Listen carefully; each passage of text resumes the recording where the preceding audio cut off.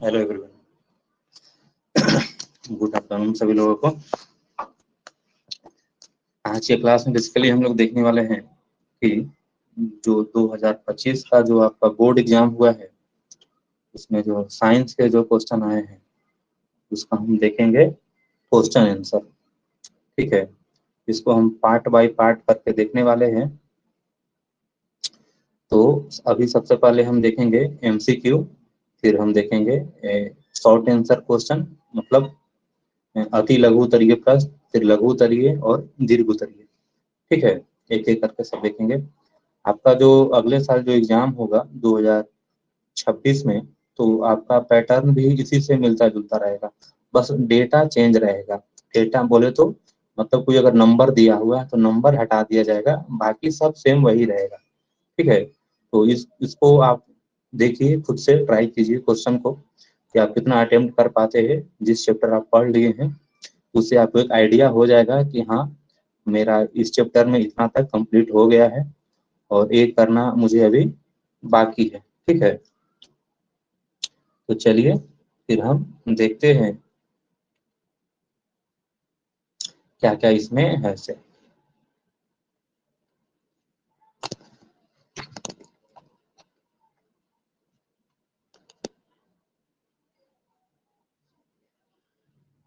Start करते हैं फिर तो इस क्लास को हम आज। चलिए, सेम इंस्ट्रक्शन है, आपको मतलब इंस्ट्रक्शन देख लेना है। ठीक है, एक बार यहाँ पर, ताकि आपको आइडिया रहे कुछ इंस्ट्रक्शन में है नहीं। ठीक है, आपको बेसिकली 15 मिनट पहले दिया जाएगा क्वेश्चन वहाँ पर पढ़ने के लिए कि पढ़िए, पहले क्वेश्चन को समझिए इंस्ट्रक्शन क्या क्या है, फिर आप क्या कीजिए, बनाना चालू कीजिए। इंस्ट्रक्शन हिंदी में भी रहेगा, जो निर्देश रहेगा, और इंग्लिश में भी रहेगा। ठीक है, इसमें आपको जो बहुविकल्पीय प्रश्न होते हैं उसमें आपके 80 क्वेश्चन रहने वाले हैं। ठीक है,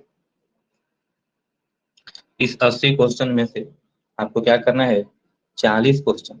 ठीक है, 40 क्वेश्चन आपको अपना ओएमआर सीट पर, ऐसे 4 ओएमआर सीट पर रहेगा आपको।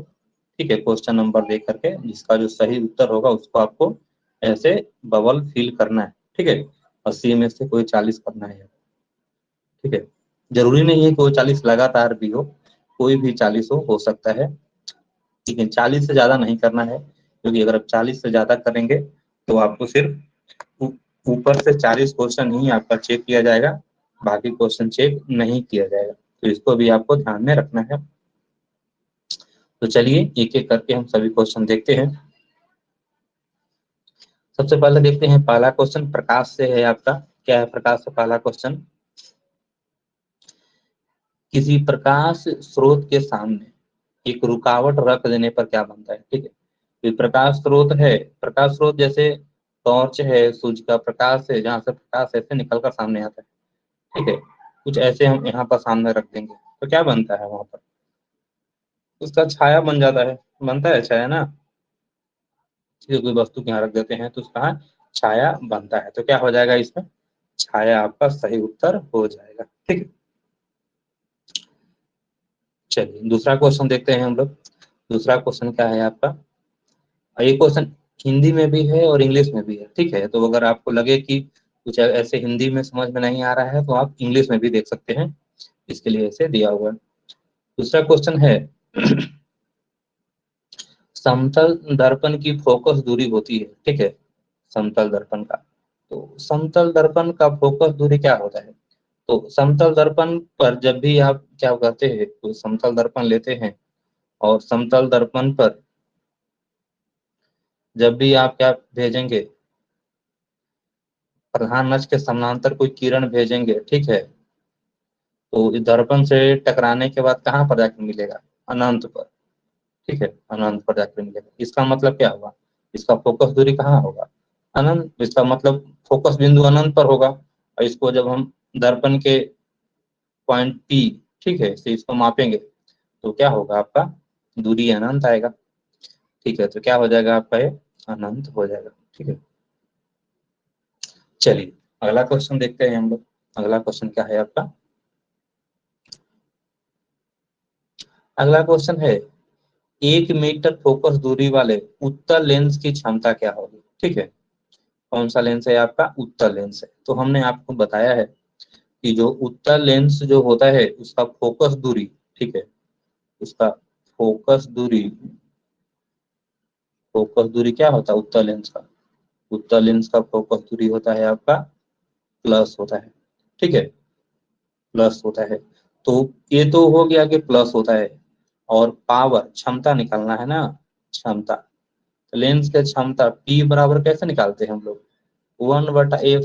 एफ जहाँ पर क्या है? फोकस दूरी है। तो कितना है फोकस दूरी? 1 मीटर। 1 में 1 से भागा दीजिएगा तो कितना आएगा? 1। और क्या होता है? मात्रक, लेंस की क्षमता का मात्रक डायोप्टर डी होता है। तो क्या हो जाएगा आपका? 1D हो जाएगा, ठीक है। तो इसका क्या हो जाएगा आपका? 1D। 1D कैसा? प्लस में, ठीक है, प्लस में आपका हो जाएगा C नंबर, ठीक है, आपको ध्यान में रखना है। अगला क्वेश्चन है, निम्नलिखित में से किस लेंस को अपसारी लेंस कहते हैं? अपसारी लेंस, अपसारी मतलब डाइवर्जिंग लेंस, ठीक है, लेकिन नीचे इंग्लिश में भी लिखा हुआ है। अपसारी बोले तो क्या होता है अपसारी?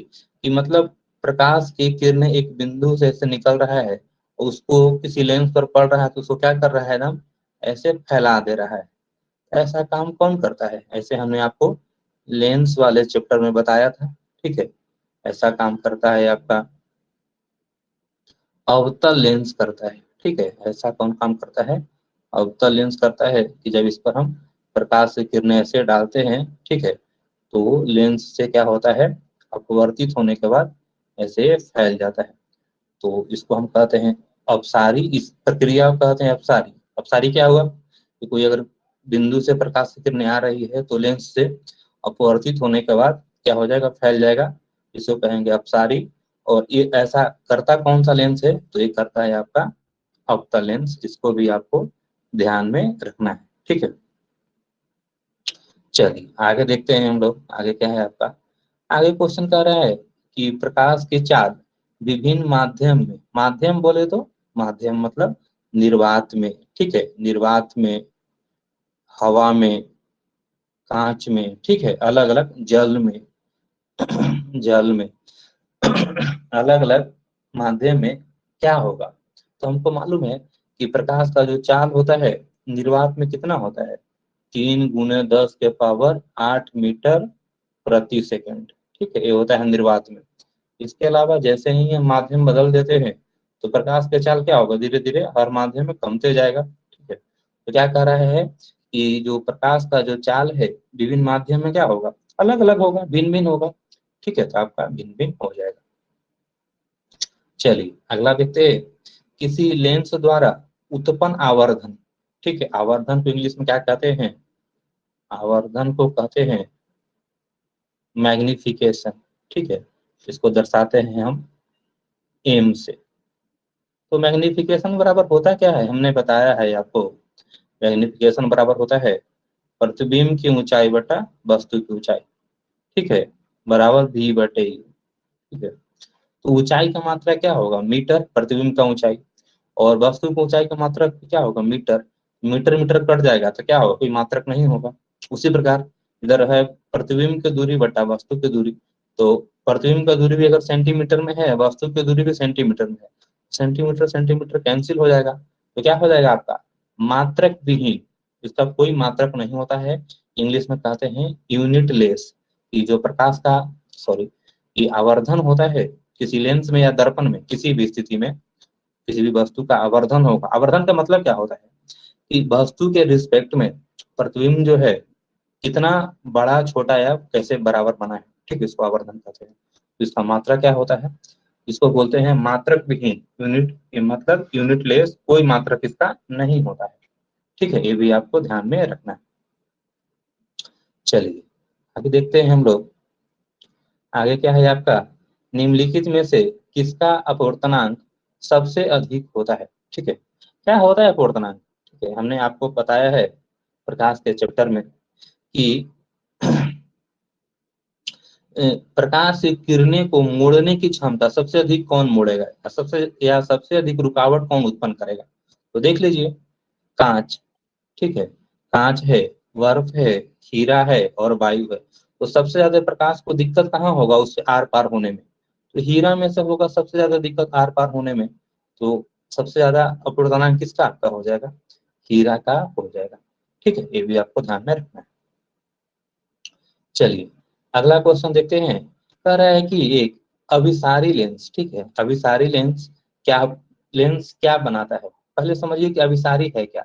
अभिसारी मतलब क्या हुआ, इसको इंग्लिश में कहते हैं कन्वर्जिंग। कन्वर्जिंग मतलब कि अलग अलग बिंदु से प्रकाश की किरणें अगर आ रही है तो उसको एक बिंदु पर ला करके रख देना, ठीक है, इसको कहते हैं अभिसारी। ठीक है, अभिसारी या कन्वर्जिंग।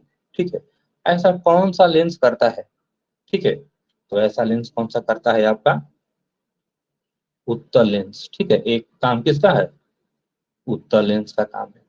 तो हमको अब समझ में आ गया कि अभिसारी लेंस मतलब उत्तल लेंस। अब कह रहा है कि उत्तल लेंस जो है कैसा प्रतिबिंब बनाता है? उत्तल लेंस क्या हमेशा वास्तविक बनाता है? तो नहीं, वास्तविक बनाता है कब? जब हम वस्तु को कहाँ रखते हैं, फोकस से दूर रखते हैं, तो फोकस से दूर रखेंगे तो हमेशा वास्तविक प्रतिबिंब बनेगा। लेकिन जैसे ही हम वस्तु को फोकस और उसके, ठीक है, ऑप्टिकल सेंटर ओ के बीच में रखेंगे तो उसमें कहा क्या बनता है, कैसा प्रतिबिंब बनता है वस्तु का? वस्तु का प्रतिबिंब बनता है आपका आभासी या काल्पनिक। ठीक है, तो क्या इसका सही उत्तर हो जाएगा कि कभी कभी आभासी भी बनाता है और कभी कभी क्या बनाता है आपका, वास्तविक भी बनाता है। ठीक है, ये भी आपको ध्यान में रखना है कि एक अभिसारी लेंस अर्थात उत्तल लेंस जो है कभी कभी आभासी, कभी कभी क्या एक ही स्थिति में आभासी बनाता है। ठीक है, आभासी कब बनाएगा? जब हम वस्तु को कहाँ रखेंगे, फोकस और उसके प्रकाशिक केंद्र ओ के बीच, और बाकी सब जगह पर बनाएगा आपका वास्तविक प्रतिबिंब। चलिए आगे हम लोग देखते हैं, आगे क्या है आपका प्रकाश का। आगे क्वेश्चन है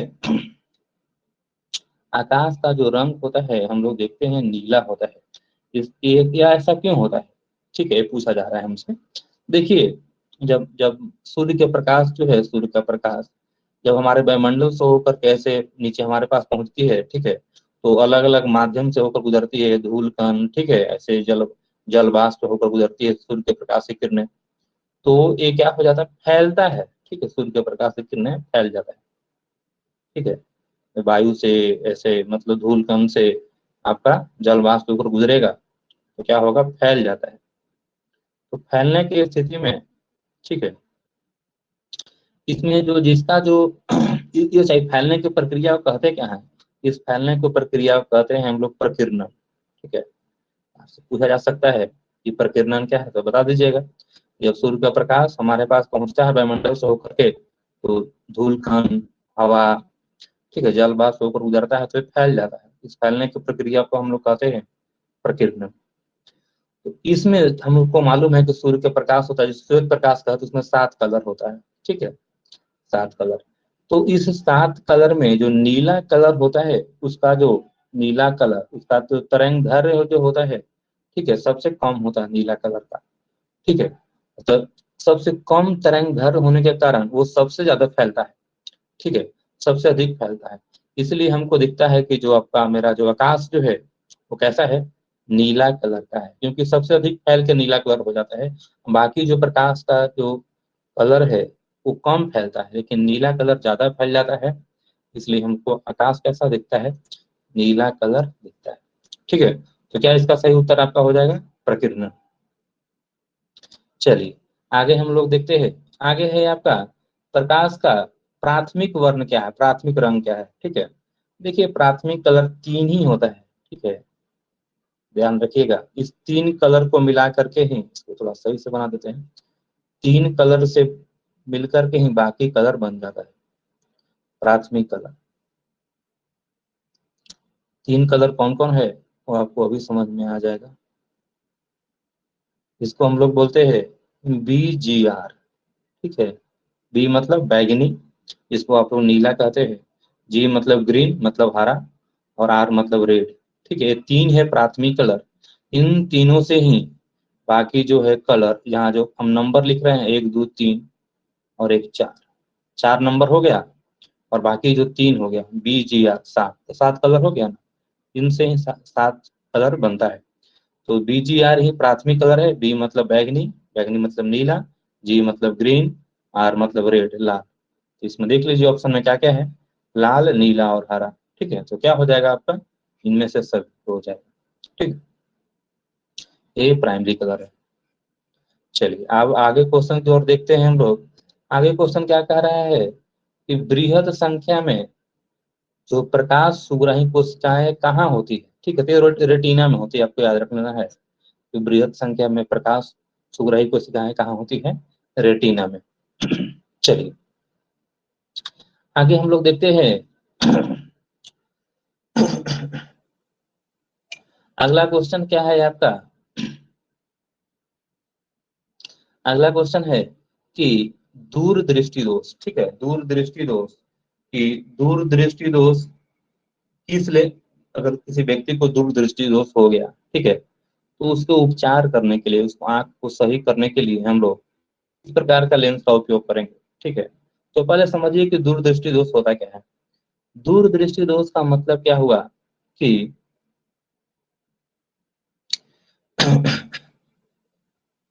वैसा स्थिति जिसमें, एक मिनट,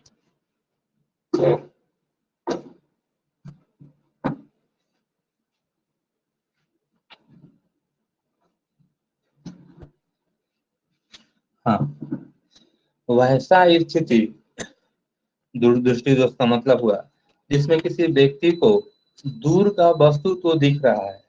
ठीक है, क्या हो रहा है, उस व्यक्ति को दूर का वस्तु तो दिख रहा है, ठीक है, लेकिन उसको नजदीक का वस्तु नहीं दिख रहा है। ठीक है, तो वैसे वैसे हम दोस्त को क्या कहते हैं, वैसे दोस्त को हम लोग कहते हैं, वैसे दोस्त को कहते हैं दूरदृष्टि दोष। ठीक है,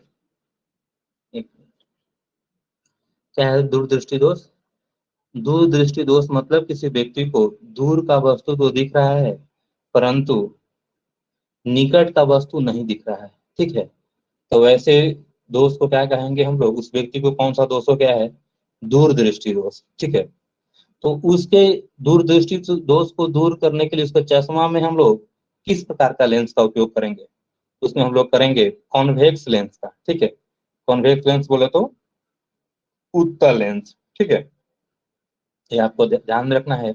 दूसरा एक और होता है आपका निकट दृष्टि दोष। ठीक है, कि अगर किसी व्यक्ति को क्या हो गया, निकट दृष्टि दोष, ये हम चैप्टर आपको पढ़ाए नहीं है, पढ़ा देंगे एक बार। निकट दृष्टि दोष, अगर किसी व्यक्ति को निकट दृष्टि दोष हो गया तो क्या इसका मतलब हुआ, उस व्यक्ति को निकट का वस्तु तो दिख रहा है, ठीक है, लेकिन दूर का नहीं दिख रहा है।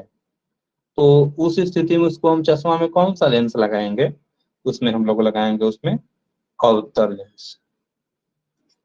ठीक है, ये दोनों आपको ध्यान में रखना है, दूरदृष्टि दोष और निकट दृष्टि दोष। ठीक है, चलिए आगे देखते हैं हम लोग।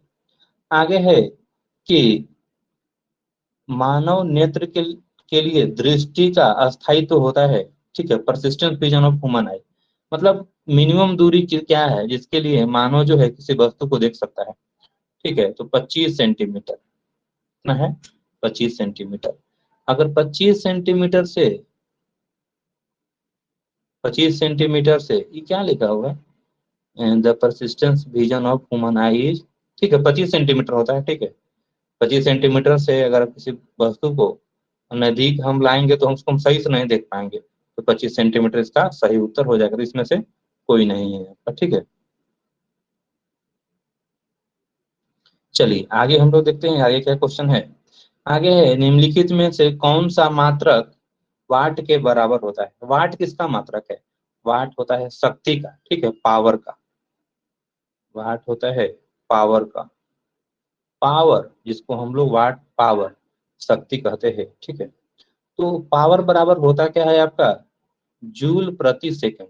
ठीक है, जूल मतलब कार में अगर हम समय से भागा देंगे तो आपका पावर आ जाएगा।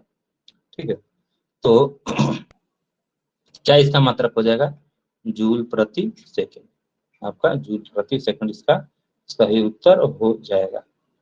चलिए आगे हम लोग और देखते हैं, आगे क्या क्वेश्चन कह रहा है, 1 किलोवाट घंटा, ठीक, इसको शॉर्ट में कहते हैं हम लोग 1 kWh, 1 किलोवाट घंटा। होता क्या है 1 किलोवाट घंटा, 1 किलो मतलब 1000, ठीक है, वाट तो आपको मालूम है, घंटा आवर, 1000 WH को कहते हैं, 1 यूनिट इसको कहा जाता है, ठीक है।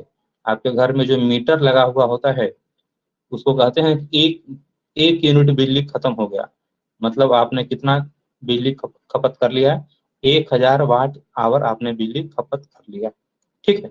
ये भी आपको ध्यान में रखना है। तो क्या इसका सही उत्तर हो जाएगा, 1 यूनिट सही इसका उत्तर हो जाएगा। अगला क्वेश्चन है, विद्युत शक्ति कैसे मात्रा क्या है, हमने अभी बताया, विद्युत शक्ति पावर बराबर क्या होता है, जूल प्रति सेकंड, ठीक है, जूल प्रति सेकंड, जिसको हम लोग वाट भी कहते हैं। तो क्या इसका सही उत्तर हो जाएगा आपका वाट। सेम फिर अगला क्वेश्चन है, 1 kWh बराबर क्या होता है, क्या कहते हैं इसको, 1 kWh को, इसको हम लोग कहते हैं 1 यूनिट, अभी जस्ट हमने आपको बताया 1 यूनिट इसको कहते हैं 1 kWh को। और 1 kWh बराबर क्या होता है आपका, निकाल लीजिए, 1 kWh मतलब किलो को क्या लिखेंगे 1000, ठीक है, इधर हम लिख देते हैं 1 kWh बराबर, तो के का जगह पे क्या लिखिएगा, किलो मतलब 1000, और वाट को क्या लिखिएगा, वाट को लिखेंगे जूल प्रति सेकंड, लिख सकते हैं। और आवर, 1 आवर में कितना सेकंड, 1 आवर में 60 मिनट, और 1 मिनट में कितना सेकंड, 60 सेकंड, तो ये हो गया सेकंड, सेकंड से सेकंड कैंसिल आपका हो जाएगा, तो क्या हो जाएगा आपका, गुना कीजिए, 66 36, 36 पर कितना सुना, 3 गो पहले से था, 2 गो और 5 गो हो गया, ठीक है। इसको अगर लिखिएगा 3.6, एक शून्य और बढ़ा दीजिए, 10 के पावर 6 जूल, ठीक है, इसमें कोई है क्या, हाँ है, तो 3.6 गुना 10 के पावर 6 जूल सही उत्तर आपका हो जाएगा, 1 यूनिट या 1 kWh के बराबर होता है, ठीक है। आगे देखते हैं हम लोग, 18 नंबर क्वेश्चन क्या है आपका, दाएं हाथ के अंगूठे का नियम किसने प्रतिपादित किया था, ये हम आपको बताएंगे, जब हम आपको बताएंगे पढ़ाएंगे विद्युत धारा और उसके चुंबकीय प्रभाव, उसमें है। बेसिकली इससे हम लोग क्या निकालते हैं कि जब जनरेटर होता है, क्या काम रहता है जनरेटर का, जनरेटर क्या करता है, विद्युत उत्पन्न करता है, विद्युत धारा, तो उसमें हम लोग देखते हैं कि विद्युत धारा और जो आपका मैग्नेटिक, क्या बोलते हैं उसको हिंदी में, विद्युत धारा और उसके चुंबकीय प्रभाव में दोनों का दिशा देखने के लिए हम लोग ये यूज करते हैं। तो इसने बताया था, फ्लेमिंग ने बताया था, ठीक है, ये आपको डिटेल से बताएंगे कैसे निकालते हैं दाएं हाथ के अंगूठे का नियम, जिसमें हम लोग डायरेक्शन चेक करते हैं विद्युत धारा और चुंबकीय, मैग्नेटिक फ्लक्स बोलते हैं हिंदी में, थोड़ा हमको ध्यान में भी नहीं है। तो तभी आप इतना याद कर लीजिए कि दाएं हाथ के अंगूठे का नियम किसने बताया था, तो फ्लेमिंग ने बताया था, ठीक है। आगे है, विद्युत फ्यूज विद्युत धारा किस सिद्धांत पर काम करता है। देखिए आपके घर में एक लगा हुआ होता है फ्यूज, में एक मेन सर्किट बोर्ड होता है, ठीक है, जिसमें से बाहर से सप्लाई आता है और यहाँ से सप्लाई जो है आपको घर के और ऐसे जाता है, ठीक है।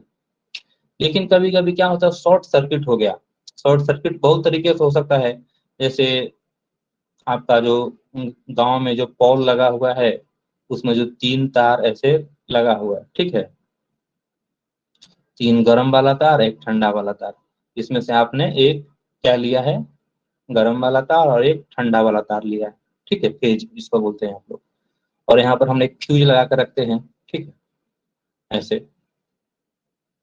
तो फ्यूज किस लिए लगाते हैं हम लोग, तो मान लिया जाए जो या 3 जो गर्म वायर है, दोनों आपस में सट गया, अच्छा कितना वोल्ट धारा प्रवाहित करता है, 230 वोल्ट, ठीक है, लेकिन दोनों सट गया, तो ये तो अब कितना हो जाएगा, डबल हो जाएगा ना, 230 का डबल हो जाएगा, तो जितना हमको चाहिए था उससे डबल विद्युत धारा जाने लगेगा, तो फिर क्या होगा, हमारे घर में जो भी पंखा कूलर एसी जो भी लगा हुआ सब जल जाएगा ना। तो इसके लिए हमने क्या बचाने के लिए क्या लगा कर रखा है, यहाँ पर हमने फ्यूज लगा दिया है, ठीक है।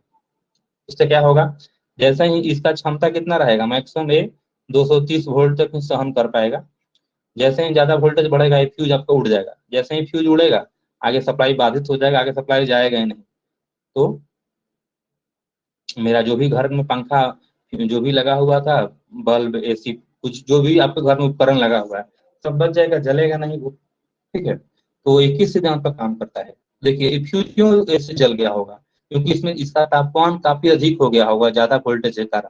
ठीक, इसलिए जल गया होगा। तो क्या क्या आपका हो जाएगा, उष्मीय, जिसको हम लोग थर्मल कहते हैं। तो कौन सा सिद्धांत पर काम करता है, तो उष्मीय सिद्धांत पर आपका ये कार्य करता है। ये आपको ध्यान रखना है फ्यूज के बारे में। अगला है 1 मिली एम्पियर। 1 मिली बराबर होता क्या है, ठीक है, 1 मिली बराबर होता है 10⁻³ ठीक है, तो देख लीजिए एम्पियर है तो एम्पियर लग जाएगा, इधर एम्पियर तो इधर भी एम्पियर, 10⁻³ एम्पियर। आगे क्वेश्चन है कि प्रतिरोध का मान बढ़ाने के लिए प्रतिरोधकों को जोड़ा जाना चाहिए। ठीक है, क्या क्वेश्चन है समझिए पहले। मान लीजिए हम रेसिस्टेंस लेते हैं प्रतिरोध, तो प्रतिरोध को जोड़ने का दो तरीका है। ये पहला प्रतिरोध है, इसमें एक और प्रतिरोध जोड़ना है। तो पहला तरीका क्या हो सकता है, इसमें एक प्रतिरोध ऐसे जोड़ दे।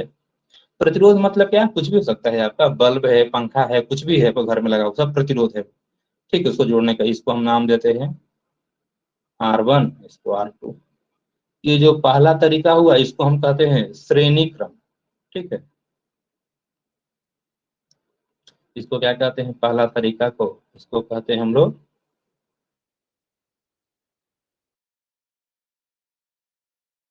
श्रेणी क्रम, जोड़ देते हैं। इसमें कुल प्रतिरोध, मान लीजिए R1 का मान दे देते हैं हम 2 और R2 का मान देते हैं 4। तो कुल प्रतिरोध कितना हो जाएगा आपका, R1 प्लस R2।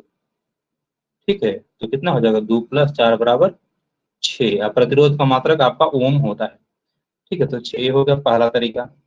दूसरा तरीका क्या है आपका, दूसरा तरीका है कि अगर दो प्रतिरोध है इनको जोड़ना है, सेम प्रतिरोध को, एक प्रतिरोध को ऐसे जोड़ दीजिए और दूसरा को ऐसे जोड़ दीजिए, ऐसे करके। ठीक है, इसको इस तरीका को कहते हैं हम लोग पार्श्व क्रम या समानांतर क्रम। ठीक है, या समांतर, समांतर क्रम दूसरा को कहते हैं। इसका नाम देते हैं R1, इसका नाम दे देते हैं हम लोग R2। R1 का मान कितना है, 2, इसका है 4। इसमें कुल प्रतिरोध कितना आपका हो जाएगा, कुल प्रतिरोध हो जाएगा आपका 1/2 + 1/4। निकालिए एलसीएम कितना होगा, 4, 2 दूनी के 4 और 1, मतलब कि 3/4। तो मतलब कुल प्रतिरोध 1/R बराबर क्या होगा आपका, 1/2 + 1/4 = 3/4। 1/R का मान कितना आया आपका, 1/R का मान आया 3/4। तो R का मान कितना आ जाएगा आपका, 4/3। देखिए तो दोनों में बड़ा कौन है, इसमें कुल प्रतिरोध कितना आया था आपका 6 ओम, इसमें कितना आपका आया 4/3 ओम, तो ये छोटा हो गया ना। ठीक है, ये आपका क्या हो गया, छोटा हो गया। इससे हम क्या निष्कर्ष निकाल सकते हैं कि जब हमको क्या करना है, दो प्रतिरोधों को जोड़ना है। ठीक है, अब प्रतिरोध का मान बढ़ाना है। ठीक है, बढ़ाना है तो कैसे जोड़ेंगे उसको हम, श्रेणी क्रम में। और अगर उसका मान घटाना है तो कैसे जोड़ेंगे हम लोग उसको, समानांतर क्रम में। यहाँ पर मान बढ़ाना है तो किसमें जोड़ेंगे उसको हम लोग, श्रेणी क्रम में जोड़ देंगे। ठीक है, सीरीज बोलते हैं इंग्लिश में इसको, ये भी आपको ध्यान रखना है। ये हो गया ये वाला क्वेश्चन। आगे क्वेश्चन है इलेक्ट्रिक हीटर। आप घर में देखते हो ठंडा में चलाते हैं हम लोग, हीटर या खाना बनाने के लिए उपयोग करते हैं। इसमें कुंडली लगा हुआ होता है, देखे होंगे आप ध्यान से, इस तरह से कुंडली लगा हुआ होता है। ठीक है, तो ये कुंडली जो है किसका बना हुआ होता है, आपका नाइक्रोम के बना हुआ होता है। ठीक है, एक्चुअली नाइक्रोम जो है विद्युत धारा का एकदम एकदम कुचालक जैसा है, पूरा कुचालक नहीं है लेकिन एकदम कुचालक जैसा है। तो इसमें जैसे ही हम विद्युत धारा पास करेंगे तो क्या होगा, विद्युत धारा को आसानी से पार नहीं करेगा और पूरा हीट होगा, गर्म होगा, गर्म धीरे धीरे होकर लाल हो जाएगा। तो इस पर हम लोग खाना बनाने का काम करते हैं या फिर उष्मा से प्राप्त करते हैं। ठीक है, क्या आपका हो जाएगा नाइक्रोम। अगला क्वेश्चन है निम्नलिखित में से कौन से ग्लोबल वार्मिंग के लिए उत्तरदायी है, ग्लोबल वार्मिंग तो क्या क्या है आपका, CO2 जो है एक आवरण बना लेता है। और क्या होता है ग्लोबल वार्मिंग, हमने आपको क्लास में पहले भी बताया है कि जो दुनिया का जो तापमान है वो बढ़ रहा है लगातार, इसको हम लोग ग्लोबल वार्मिंग कहते हैं। क्यों बढ़ रहा है? क्योंकि अगर CO2 लगातार ऐसे बढ़ेगा तो हमारे वायुमंडल के ऊपर क्या कर लेता है, एक ऐसे परत बना लेता है। और सूर्य के प्रकाश की किरणें हमारे पास पहुंचती है तो कुछ किरणें यहाँ टकराती है धरती पर, और कुछ यहीं रह जाती है, और बाकी किरणें वापस चली जाती है, वापस रिटर्न हो जाएगा, ठीक है। लेकिन जब ये CO2 का एक आवरण बन जाएगा यहाँ पर बड़ा सा, तो ये जो किरण वापस जो लौटता है यहाँ पर, उसको ऐसे बाहर जाने ही नहीं देता है, जिसकी वजह से पृथ्वी का तापमान लगातार बढ़ रहा है, जिसको हम लोग ग्लोबल वार्मिंग कहते हैं। इसका क्या परिणाम होगा? तो पृथ्वी का तापमान अगर लगातार बढ़ेगा तो उससे दिक्कत क्या होगा आपका, कि जो भी जो ग्लेशियर है, हिमनद, जो आपको हमारे पृथ्वी के उत्तरी ध्रुव और दक्षिणी ध्रुव पर वो पिघलेंगे, पिघल कर उसका पानी समुद्र में मिलेगा, और समुद्र का लेयर धीरे धीरे बढ़ेगा, और समुद्र के किनारे जो भी शहर बसे हुए हैं सब क्या कर जाएंगे, वो सब डूब जाएंगे, ठीक है। इसलिए हम लोगों को कोशिश क्या करना है कि ग्लोबल वार्मिंग ना बढ़े, ठीक है। इसके बारे में है आपका। आगे है कि जीवाश्म ईंधन कौन है, तो हमने आपको बताया भूगोल में भी, पेट्रोलियम, कोयला, प्राकृतिक गैस सब क्या है आपका, जीवाश्म ईंधन है। तो क्या हो जाएगा, इनमें से सभी हो जाएगा। सूर्य तथा अन्य तारों द्वारा उत्सर्जित विशाल ऊर्जा का स्रोत क्या है, अगला क्वेश्चन है। तो क्या होता है आपका, नाभिकीय संलयन होता है। हमको मालूम है कि दो आपका हाइड्रोजन जो है आपस में मिल करके, ठीक है, आपस में मिल करके क्या बना लेता है, हीलियम बनाता है, जिसको हम नाभिकीय संलयन के नाम से जानते हैं। और इस प्रक्रिया में भारी मात्रा में ऊर्जा ऐसे बाहर निकलता है, इसको हम लोग सूर्य के प्रकाश के रूप में देखते हैं। तो क्या आपका हो जाएगा, नाभिकीय संलयन। चलिए, अगला है टिहरी बांध का निर्माण का उद्देश्य क्या था। ध्यान रखिएगा, टिहरी बांध जो है भारत का सबसे बड़ा और विशाल बांध बांध है। कहाँ पर है टिहरी बांध? उत्तराखंड में है, भागीरथी नदी पर है, ठीक है, टिहरी बांध। एक्चुअली देखिए, भारत का में या कोई भी जो बांध है ना, उसको हम लोग कहते हैं बहुउद्देशीय परियोजना के नाम से जानते हैं। इसमें नाम, इस पे आंसर इसका नाम में ही छिपा हुआ है, बहुउद्देशीय परियोजना। इससे बहुत सारा उद्देश्य की पूर्ति की जा सकती है। तो इसमें भूमि सिंचाई मतलब खेत पटा सकते हैं, जल आपूर्ति कर सकते हैं, बिजली उत्पादन सब कुछ कर सकते हैं, ठीक है। तो क्या हो जाएगा आपका, इनमें से सही सभी हो जाएगा, ठीक है। चलिए अगला क्वेश्चन देखते हैं। खिलौना में, जो हम लोग खिलौना उपयोग करते हैं उसमें बैटरी लगाते हैं ना, है जब छोटा बच्चा दशहरा दीपावली में खिलौना मार्केट में बिकता है, उसमें बैटरी लगा कर हम उसको यूज करते हैं। उसमें कौन सा बैटरी लगाते हैं पूछा जा रहा है। उसमें वो लगाते हैं डेनियल से, ठीक है, ध्यान रखिएगा डेनियल से। चलिए अगला क्वेश्चन है कि जब जल में विद्युत अपघटन करते हैं, हमने आपको बताया था कैसे करते हैं विद्युत अपघटन। तो एक ऐसे जार लेते हैं, इसमें पानी डाल देंगे, जल का करना है। एक कैथोड बनाएंगे, एक एनोड बनाएंगे। कैथोड पर आपका कैसा चार्ज होता है, कैथोड पर निगेटिव, एनोड पर पॉजिटिव, ठीक है। तो बोल रहा है कि कैथोड पर, कैथोड कैसा है, निगेटिव, इस पर कौन सा गैस मुक्त होगा, ठीक है। जल को तोड़ेंगे तो किसमें टूटेगा, हाइड्रोजन और ऑक्सीजन में। तो हाइड्रोजन क्या है आपका पॉजिटिव, ऑक्सीजन निगेटिव, तो पॉजिटिव वाला किस पर जाएगा, निगेटिव पर। तो क्या हो जाएगा आपका, हाइड्रोजन सही उत्तर आपका हो जाएगा, ठीक है। और एनोड पे क्या जाएगा आपका, एनोड पे जाएगा आपका ऑक्सीजन, ठीक है। ये भी आपको ध्यान रखना है। चलिए आगे क्वेश्चन देखते हैं हम लोग। आगे क्वेश्चन क्या कह रहा है कि एक रिएक्शन दिया हुआ है, यह है आपका जिंक ऑक्साइड और एक कार्बन है, दोनों क्रिया किया। तो एक्चुअली ये जो कार्बन जो है यहाँ से जिंक में से ऑक्सीजन को हटा दिया, तो जिंक यहाँ गया और क्या बच गया आपका, कार्बन मोनोऑक्साइड बन गया। कैसा क्रिया है, कौन सा क्रिया कहेंगे इसको हम, ये आपका कैसा है, विस्थापन क्रिया होगा ना, एकल विस्थापन। यहाँ पर जो जिंक में से ऑक्सीजन को कार्बन ने क्या कर दिया, विस्थापित कर दिया। अब पूछ रहा है कि इस सब क्रिया में हो क्या रहा है। तो बहुत बहुत सिंपल है, इसको ध्यान से देखेंगे आप लोग तो जिंक जो है, जिंक में पहले क्या था, ऑक्सीजन था, और जिंक यहाँ के अकेला हो गया। तो जिंक का क्या हो गया, ठीक है, जिंक हो गया आहिस्ता, जिंक का हो गया अपचयन, ठीक है, अपचयन तो नहीं है, अपचयन उपचयित हो रहा था, नहीं गलत है, नहीं हो रहा है। क्या होता है अपचयन, अपचयन का मतलब है कि ऑक्सीजन का उससे हटना, उसका अपचयन कहते हैं। ऑक्सीजन का जुड़ना क्या कहते हैं, ऑक्सीजन का जुड़ना कहते हैं उपचयन, ठीक है, उपचयन कहते हैं, ठीक है। तो देखिए अब देखते हैं कार्बन को, कार्बन यहाँ अकेले था और कार्बन में क्या जुड़ गया आपका, CO, ऑक्सीजन साथ में आकर जुड़ गया, तो क्या हो गया कार्बन का, कार्बन का हो गया आपका उपचयन। तो क्या हो जाएगा आपका सही उत्तर सी हो जाएगा। ठीक है, आई होप आप लोग को इतना समझ में आ रहा होगा।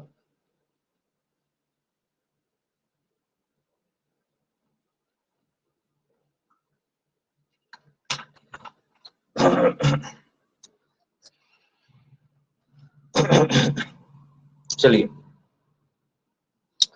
ये हो गया आपका, इसके बारे में क्या आपका हो जाएगा सही उत्तर, कार्बन का क्या हो रहा है, उपचयित हो रहा है, ऑक्सीडाइज हो रहा है कार्बन। चलिए अगला क्वेश्चन देखते हैं हम लोग। अगला क्वेश्चन क्या है, बूझा चूना क्या है। हमने बताया है आपको बहुत सारा फॉर्मूला। बूझा चूना हम लोग कहते हैं कैल्शियम हाइड्रोक्साइड को, ठीक है। सिलेक्ट लाइम, क्विक लाइम किसको कहते हैं हम लोग, ठीक है, क्विक लाइम कहते हैं कैल्शियम ऑक्साइड को। संगमरमर किसको कहते हैं, कैल्शियम कार्बोनेट को। पूछा क्या जा रहा है, बूझा हुआ चूना, तो क्या हो जाएगा कैल्शियम हाइड्रोक्साइड, ठीक है।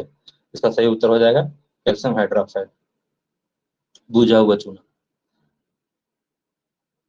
अगला कह रहा है दंत मंजन का प्रयोग, दंत मंजन प्राय होता है जो हम लोग टूथपेस्ट या दंत मंजन यूज करते हैं, तो जो एक्चुअली हम क्यों करते हैं, हम जो खाना खाते हैं ना, जिसकी वजह से मेरा दांत जो है ना अम्लीय हो जाता है, तो उसको हटाना पड़ेगा अम्लियों को ना। तो दंत मंजन कैसा होगा, क्षारीय, और अम्ल क्षार आपस में क्रिया करेगा तो क्या हो जाएगा, न्यूट्रलाइज हो जाएगा, ठीक है। तो हमको न्यूट्रलाइज ही तो करना है दांत को, अगर दांत को न्यूट्रलाइज नहीं करेंगे, ठीक है, क्या कहते हैं हिंदी में न्यूट्रलाइज को, उदासीनीकरण। अगर दांत उदासीनीकरण, दांत उदासीन नहीं होगा तो दांत सड़ना शुरू हो जाएगा ना, वो बोलेंगे दांत सड़ रहा है। इसलिए हम लोग दंत मंजन या पेस्ट जो बनाते हैं वो रखते हैं क्षारीय प्रकृति का, ताकि खाना खाने से हमारा दांत जो है अम्लीय हो जाता है, तो क्षारीय साथ में क्रिया करेगा तो उसको उदासीन बना देगा, ठीक है। तो क्या आपका हो जाएगा क्षारीय सही उत्तर हो जाएगा, ठीक है। आपको इतना ध्यान में रखना है। जरा नींबू में कौन सा मालूम है आपको, क्या होता है, सिट्रिक अम्ल होता है खट्टा पदार्थों में। मिल्क ऑफ मैग्नीशिया, ठीक है, क्या होता है मिल्क ऑफ मैग्नीशिया भाई, MgO Hall2, ठीक है। एंटासिड है ना वो, कि हमको अगर पेट में जलन हो जाता है, एसिडिटी हो गया तो खाते हैं इसको, बहुत हाईली क्या होता है, ये होता है आपका क्षारीय प्रकृति का होता है। तो क्या हो जाएगा आपका 10.5 इसका हो जाएगा मिल्क ऑफ मैग्नीशिया का, ठीक है। इसका होता है पीएच मान। चलिए अगला क्वेश्चन क्या है,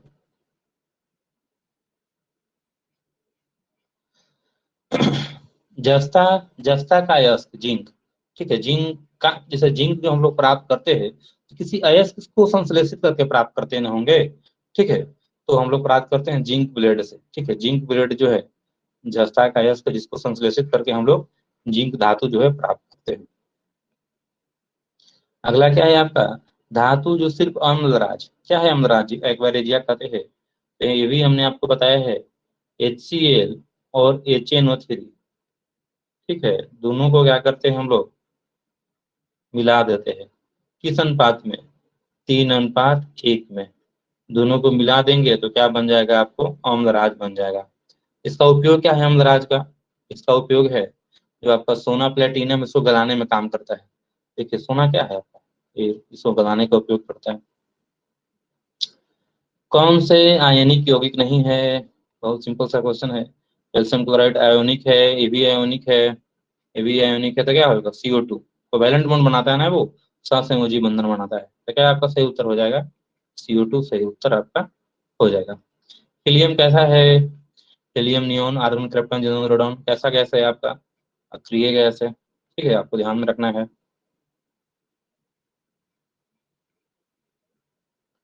सबसे कठोर प्राकृतिक पदार्थ क्या है, हीरा है, ठीक है, हीरा सबसे कठोर है। बेंजीन का सूत्र क्या होता है, तो बेंजीन का सूत्र होता है C6H6, याद रखना है आपको। हाइड्रोजन के दो परमाणु के बीच, क्या क्वेश्चन कर रहा है समझिए, हाइड्रोजन हाइड्रोजन के बीच में कैसा बॉन्ड होता है, तो सिंगल बॉन्ड होता है, एकल बंधन, एकला बंध। चूना जल का रासायनिक सूत्र क्या है, चूला जल अभी हमने बताया था, बुझा हुआ चूना, कैल्शियम हाइड्रोक्साइड।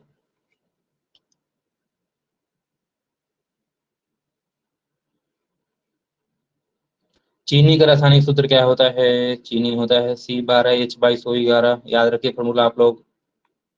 ठीक है। निम्नलिखित में से कौन सा कार्बनिक यौगिक सबसे अधिक क्रियाशील है? ठीक है, देखिए ये थोड़ा सा घुमाया हुआ क्वेश्चन है, इसलिए इसको पकड़ेंगे तो पकड़ा जाएगा आपको।